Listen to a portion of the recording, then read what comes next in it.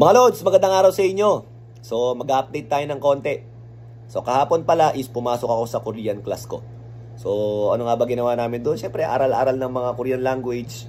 Para pagdating ng nanay ko is kahit papaano is sana makausap ko siya ng kahit papaano ng mas diretso. Konti na lang yung paggamit namin sa Google Translate. So, yun yung nangyari nung umaga, nung paggabi na, pumunta ako na San Pedro, Laguna, kung saan pinuntahan ko yung translator namin dito sa Pilipinas. Di ba pumunta yung Mother's Spring Day dito sa Pilipinas? Nag-interview, di ba? Meron kaming translator, si Miss Aradjo. Actually, sobrang galing na translator nun ah. Ang alam ko nga, ayon sa pagkakaunawa ko, pag may pupuntang mga big stars dito, yung mga malalaking K-pop stars, siya ang parang head ng translator, mga ganun. Tapos may mga subordinate yata siya. Siyempre, isang grupo yun, alam nga naman siya lang mag-isa mag-translate nun, di ba? Pero iba talaga yung galing niya kasi, siyempre in comparison, hindi ko sinasabing hindi magaling yung sa Korea, magaling din naman. Pero mas magaling talaga siya. Eh, nalaman ko, isa pala talaga siya sa pinakamagaling. So, yung standards ko naging mataas kagad. But anyways, pumunta kami doon. Ako pala sa San Pedro, Laguna. Kasama ni Sir Steve. Si Sir Steve naman yung tumulong sa akin para mahanap yung nanay ko, di ba? So, pumunta kami doon kasi meron siyang ginagawang bazaar doon, program, para doon sa mga kabataan. So, pagdating ko doon, nakita ko yung mga kabataan tinutulungan niya. So, paano nga ba yung pagtulong na ginagawa niya? Tinatanggal niya sa environment na hindi maganda. Na kung saan yung environment na yun, congested, marami nag-aaway, mahirap yung lugar, makita mo puro sugal, puro mga murahan, ganun. Tinatanggal niya ron. Para, siguro, for better future, di ba? Actually, hindi pala siguro, for better future, di ba? Ngayon, ako, bilang galing sa ganun, naging okay naman. Or kung meron man sa inyong ganun, hindi nyo pwedeng sabihin na, okay lang yan. Ako nga, nalagpasan ko eh. Hindi po pwede. Kasi kung titingnan nyo yung percentage ng mga naging okay sa galing sa ganung klaseng environment, mababa. So, hindi natin pwedeng i-apply ang exemption sa kalahatan. So, mas maganda yung ginagawa niya. Kasi, pagtingin naman yung percentage ng mga taong galing sa maayos na komunidad, mas marami nagiging okay sa kanila compare sa mga pinanggalingan ng kagaya ng pinanggalingan ko. So, yun yung nakita ko eh. Kasi, ang sabi nga sa akin eh, kamusta yung mga kasama mo dati? Okay, hindi ayokong magsabi ng hindi maganda, pero most of them nandun pa rin halos. 'Di ba?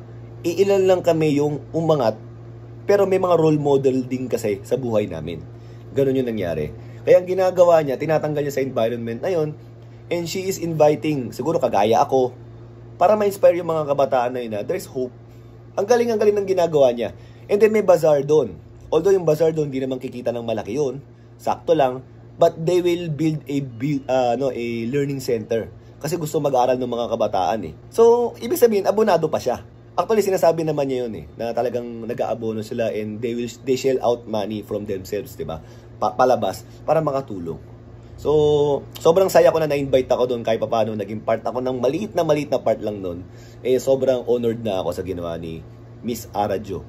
Ano niya, parang binigyan niya ako ng opportunity na maging part nun.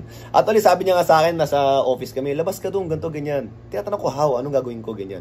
Kasi, hindi ko alam eh. And then, nung paglabas ko, yung mga bata na ipagkwentuhan sa akin, nakapag-share ng konting about sa buhay, about sa sports, and then yung sports, kinokonekta ko dun sa buhay. Kasi ang basketball, sabi ko, is like, buhay din.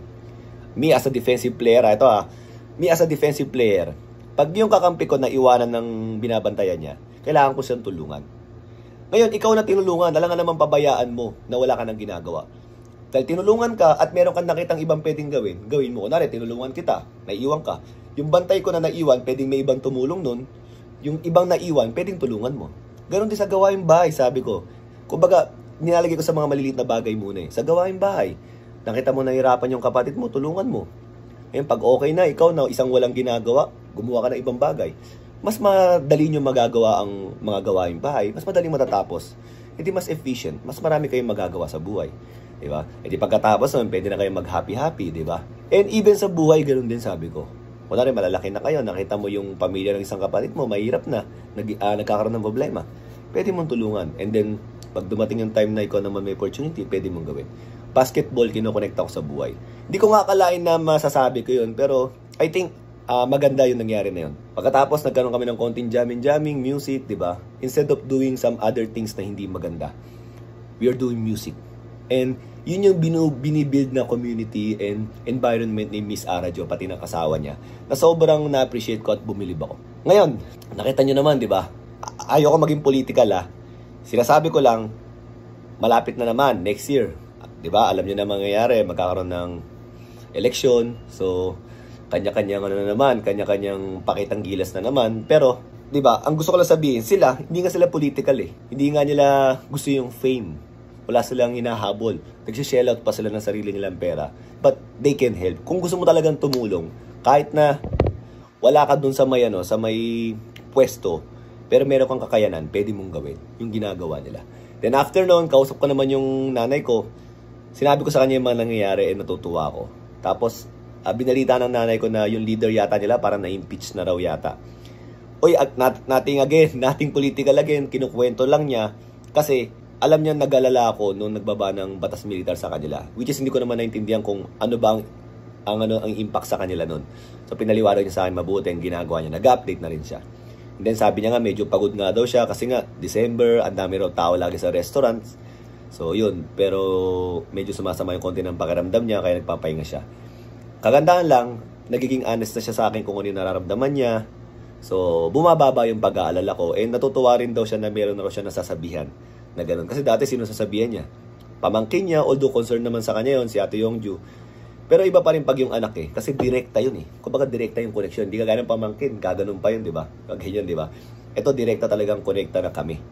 So, yun lang mga lods. And talagang nag-update din yung mga ibang mga taong gustong parang ipasyal kami pag dumating yung nanay ko dito sa Pilipinas, nag-update din sila. Ina-update ko rin naman sila.